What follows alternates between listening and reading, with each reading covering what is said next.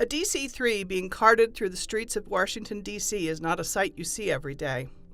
The movement of this historic airliner is just one moving part of thousands in the restoration of the Smithsonian's Air and Space Museum on the Mall in D.C. The renovation started in 2018. The artifacts and building were starting to show the toll of the more than 350 million visitors who have come since the building opened in 1976. It took teamwork and careful coordination to transport these priceless aircraft.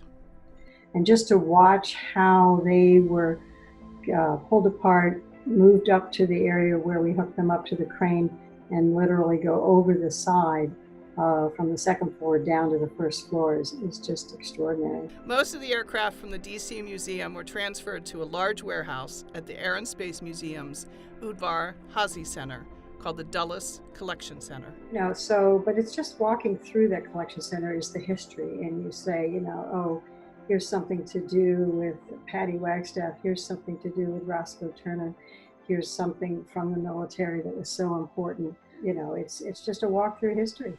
Once the building construction is completed in D.C., the aircraft will be transported and reassembled. The front exterior of the building will be all new, and there will be a new gallery focused specifically on general aviation called We All Fly. One thing I've learned along the way is that people don't know what general aviation is. So my goal has been to get that out there, get people to understand exactly what it is, and to understand what it does for the overall community.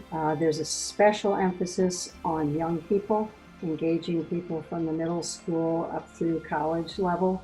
So we've designed a number of interactives that we hope will draw people in and get them to understand what's available in general aviation and all of aerospace. The first new galleries are planned to open in 2022, where they will once again draw millions to be inspired by flight. Julie Walker, AOPA Live.